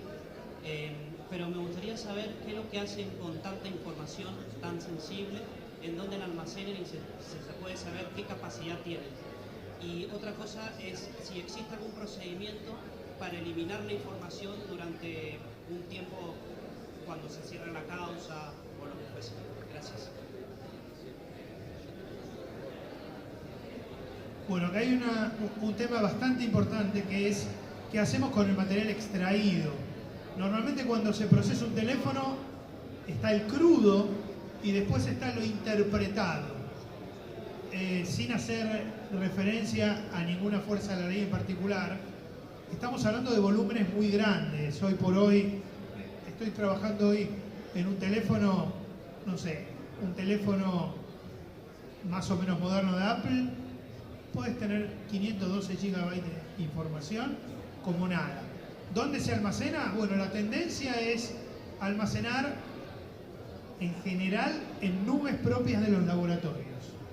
Al principio se utilizaban discos, pero discos no hay, recursos no tenemos, por lo menos en este país. Entonces, bueno, la fiscalía, los laboratorios tienen nubes. Y esto representa un problema. Yo, por ejemplo, como perito de parte, como perito de control, generalmente hago el planteo de que esa información quede accesible. Me dicen, no, bueno, pero está en una nube, pero si no tenés las credenciales. Bueno, generalmente esto plantea, digamos, una serie de inconvenientes que muchas veces tiene que resolver el juez o el fiscal si está llevando a cargo la investigación.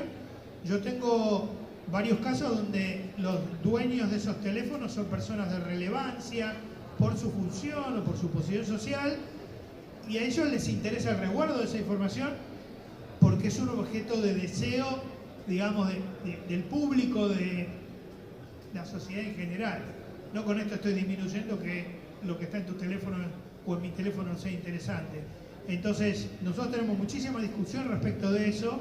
Incluso hemos logrado resoluciones de jueces donde dicen que la información no puede quedar en ningún medio del laboratorio donde se hizo, sino que tiene que estar en un medio que tiene que estar resguardado, con cadena de custodia, para que solo sea accesible por quien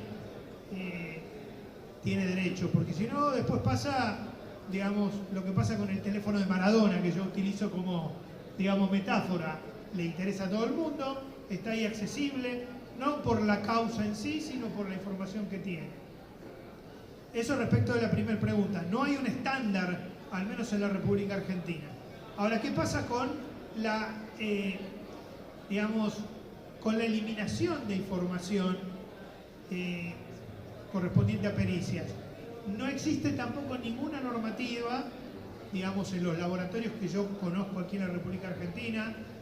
No hay tampoco una norma que diga un estándar de tiempo. Sí tiene que haber un periodo de retención.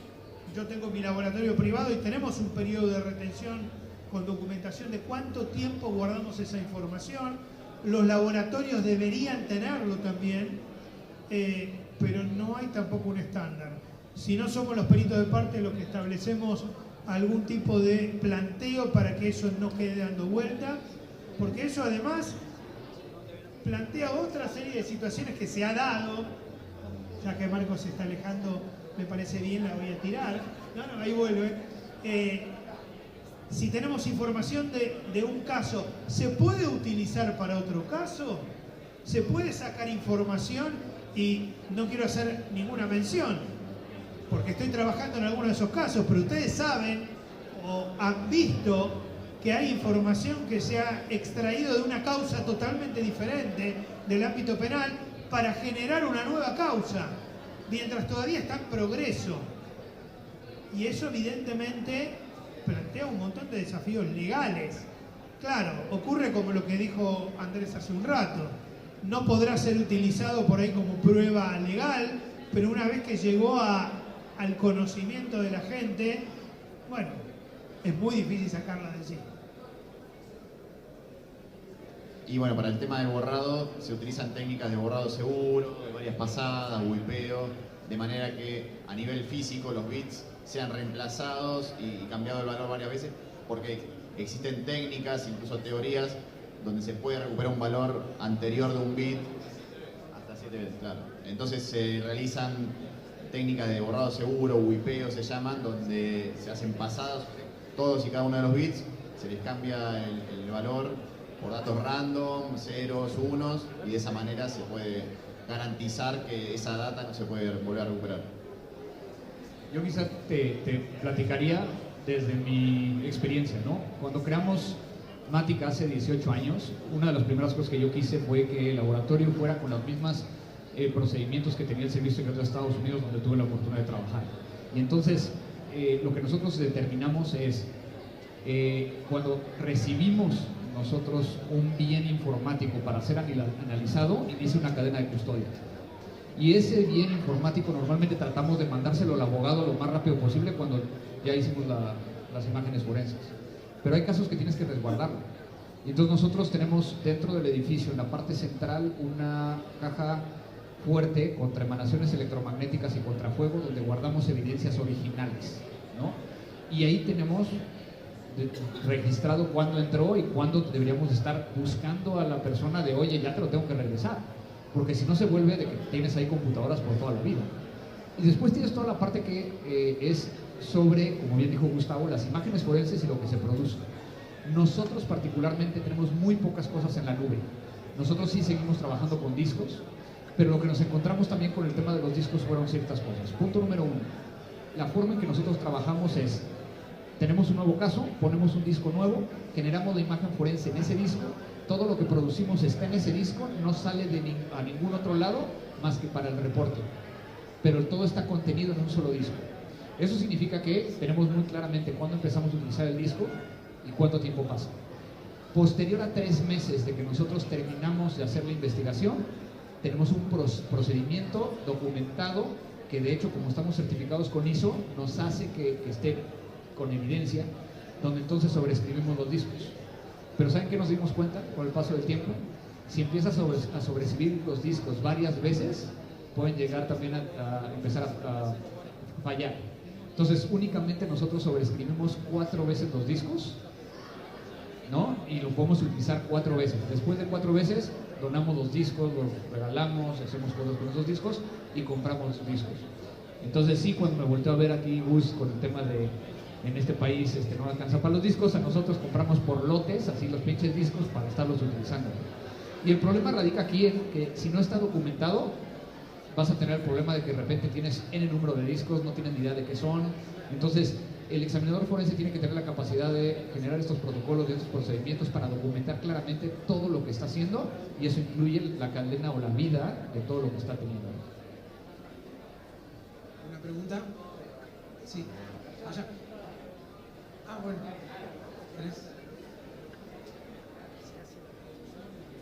Quería preguntarle lo siguiente, voy a decir una apreciación personal y me gustaría saber su opinión. Es un juego. Creo que la cantidad de dispositivos con información almacenada está haciendo que muchos laboratorios forenses se vean abarrotados de extracciones forenses. Lo que yo veo personalmente es que se empiezan a dedicar solamente a hacer extracción y cada vez hay menos etapas de análisis de esos datos, sino que se agarra esa información, se revolea a la fiscalía y hay alguien que se sienta y empieza a revisar sobre eso. Digo, hay herramientas que le permiten que alguien que no tenga tanto conocimiento como tienen ustedes pueda revolver en la información de ese dispositivo, como decían ustedes hoy, que no me permite seleccionar WhatsApp, sino que me sacó todo. ¿Creen que la informática forense en sí, como con las etapas desde la teoría, está un poco cambiando en ese sentido, que esto en el futuro va a seguir continuando así, o le ven que hay algún tipo de otra solución? Porque yo veo cada vez menos puntos periciales y veo cada vez más extracciones.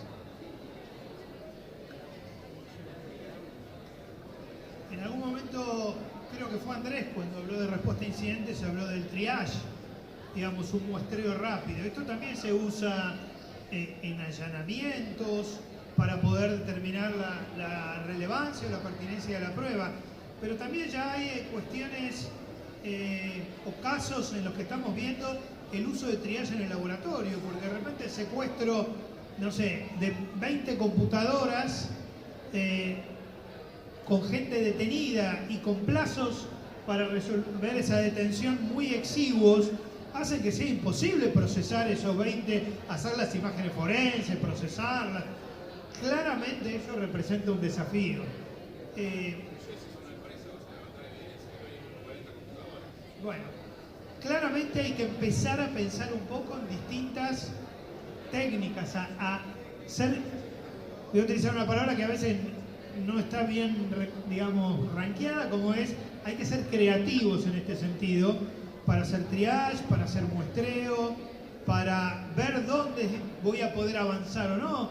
Tengo discos o tengo teléfonos que están cifrados, bueno, trataré de avanzar en lo que hay. Ahora, el gran volumen de información, bueno, ahí es donde vamos a tener que entrar a tener herramientas que nos ayuden, porque también como vos dijiste, se hace la extracción de todo, se le manda el paquete a la fiscalía, divino, termina el trabajo, la fiscalía cuando abre el paquete se quiere matar.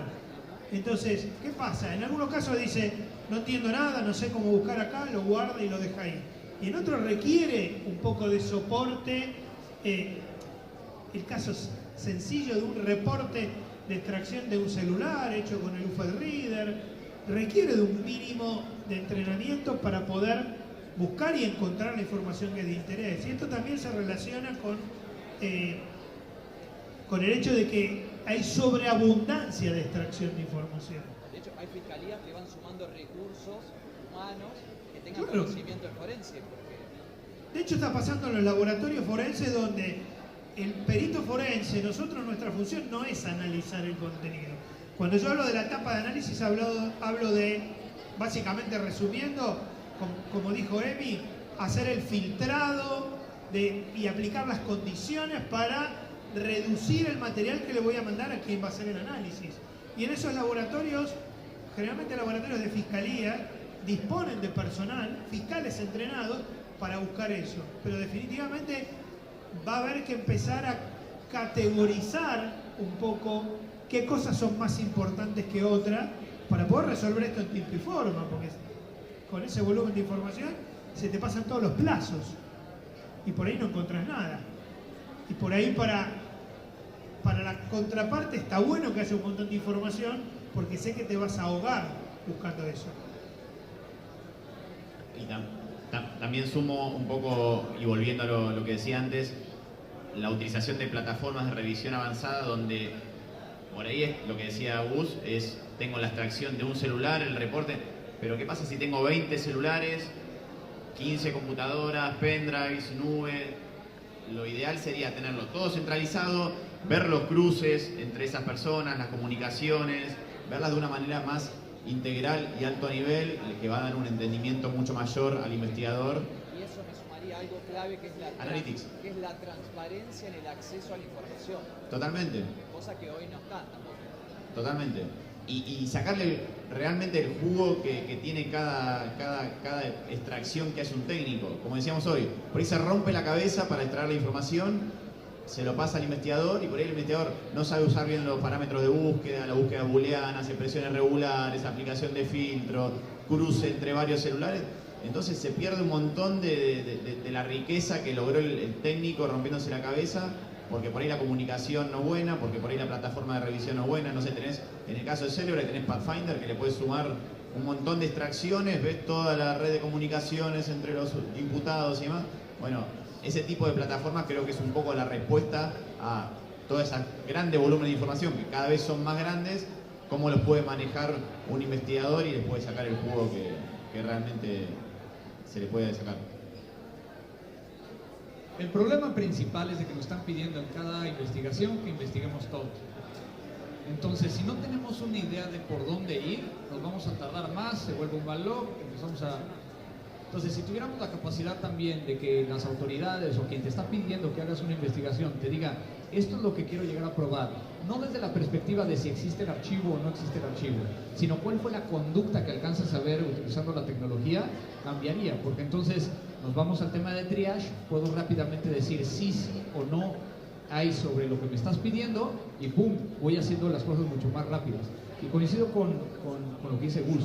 Cuando nos tocó a nosotros hacer las investigaciones de los computadores de Raúl Reyes, el brazo financiero de la FARC en Colombia, teníamos muchas computadoras. Y entonces, ¿qué tuvimos que hacer? Empezar a determinar qué era importante y qué era lo principal que había que ejecutar. Obviamente en este caso tenemos la ventaja de que existían todavía las computadoras y podíamos regresar a ellas. Pero entonces no nos pusimos a hacer imágenes forenses de todo porque si no, no íbamos a acabar. Como bien vos decías, donde hay grandes volúmenes de información a analizar, si del otro lado no tenés a alguien que sepa interpretarlo, le vas a dar un bodoque de información que después no va a poder encontrar nada. Me ha pasado en casos donde de pronto te decían, no mires los mails, deja que el juzgado lo va a mirar. Está bien, te doy 7000 mails. ¿Con qué herramienta vas a analizar ese contenido? ¿Con qué vas a filtrar el contenido? ¿Cómo sabes si lo que estás queriendo buscar está ahí? ¿Vas a buscar uno por uno? ¿Los vas a leer? Una vez no fueron 7.000, fueron 1,5 millones de mails. ¿Qué vas a hacer con eso? Hay los grandes volúmenes de información, si no tenés herramientas y gente capacitada para poder hacer eso. Y acá voy a sentir un poco lo que dice Gustavo. ¿Dónde está el límite? ¿Hasta dónde yo tengo que llegar como perito? ¿Tengo que hacer análisis? ¿Tengo que hacer extracción y dársela ahí? No está muy claro eso. Igual ahí tenés un problema. Eso lo establecen los puntos de pericia, hasta dónde voy a llegar. No me podés decir que busque todo lo que está relacionado con la causa, porque no es... Bueno, una cosa es todo lo que tiene que ver o que está relacionado con los puntos anteriores, y otra cosa es busque todo lo que está relacionado con la causa.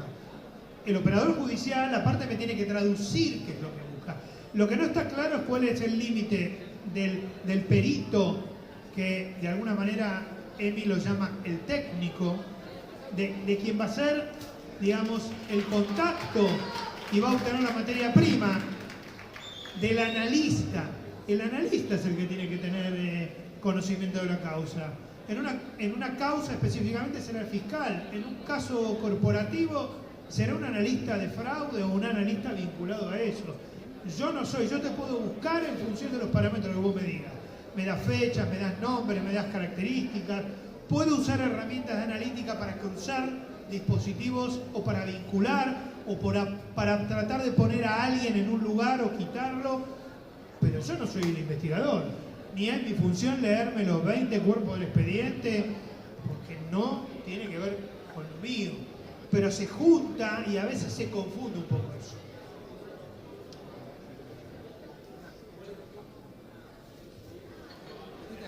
Hola a todos, queridos examinadores, amigos, buenas tardes. Un gusto haberte visto, Andrés, después de haberte conocido virtualmente durante 10 o 12 años. Nada, una cosita a lo que introdujiste, Gustavo, respecto al triage o Electronic Discovery. Para tener las cosas urgentes está bueno, pero es bueno remarcar que si no hacemos imagen forense, no vamos a poder recuperar las cosas que han sido borradas, porque no vamos a tener el sector libre en donde podemos hacer carving para recuperar elementos borrados, que es algo que se pide en las causas. Es decir, es trabajo que puede traer un carving posible respecto de cosas urgentes que no solucionan el triage y el Electronic Discovery, nada más. Igual aquí tienes otro problema, los discos estado sólido, pero que tampoco podrías recuperar. Ahí tenés un problema. Esa es la contra. En los discos modernos tenés los discos, al estar en los discos estado sólidos, no se pueden recuperar información, con lo cual es relativo, es cierto, pero relativo. Bueno, primero diciendo con Maxi, no siempre no se puede. O sea, doble negación ahí. Pero en lo que dice Pablo me parece importante resaltar que no siempre necesito ubicar información borrada, no siempre necesito imagen forense. Muchas veces lo que estoy buscando, incluso de información eliminada, es un correo eliminado que puede estar en el PCT que dijo él. O en el caso, digamos, de las aplicaciones móviles hoy, toda la información está en base de datos SQLite y es en registro dentro de la base de datos donde yo puedo llegar a encontrar un mensaje eliminado de WhatsApp. Pero me sirve lo que vos decís, Pablito, para entender el contexto de lo que estoy buscando. A veces no interesa encontrar información eliminada, a veces interesa saber si hubo conexión a un determinado sitio o dónde se encuentra la información o algún metadato relacionado con un archivo que no requiere la imagen forense.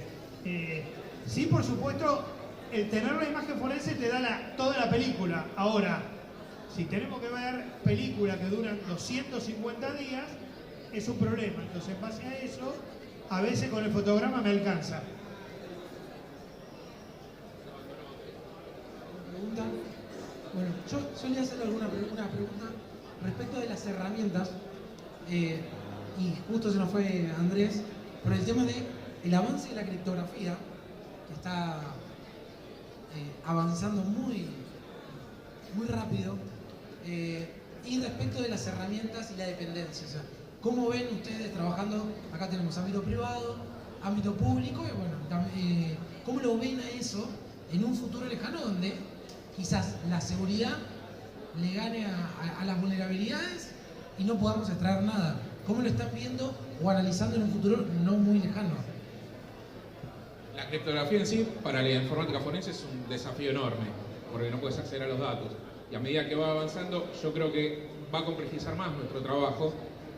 Antes era iPhone que venía encriptado, después el celular, después también vinieron las Mac, hoy las computadoras con TPM. O sea, cada vez va a ser más difícil, y si no se encuentran herramientas o maneras de poder acceder o vulnerar eso, la verdad, vamos por un camino muy oscuro. Personalmente creo que las herramientas son imprescindibles, pero son auxiliares nuestros. Se dijo más temprano, necesitamos usar la cabeza y estar entrenados para usar esas herramientas. Pero así como la tecnología avanza muchísimo, necesitamos que las herramientas también avancen. Y de hecho es algo que va ocurriendo. Yo voy a usar la palabra que dijiste vos hoy, hay que ser creativos, y los recursos son escasos, las herramientas también, las licencias, y es necesario, pero no suficiente, creo, el uso de herramientas. El tema de la criptografía y el avance y demás, yo creo que a futuro se van a resolver de alguna manera esos problemas, si no, nos vamos a quedar sin laburo. Bueno, gente, ¿alguna pregunta más? Bueno, sí, no. Muchísimas gracias. Agradecerle a Maxi, a Gustavo, a Emi y a Andrés que se fue por el panel, a todos ustedes que se han quedado.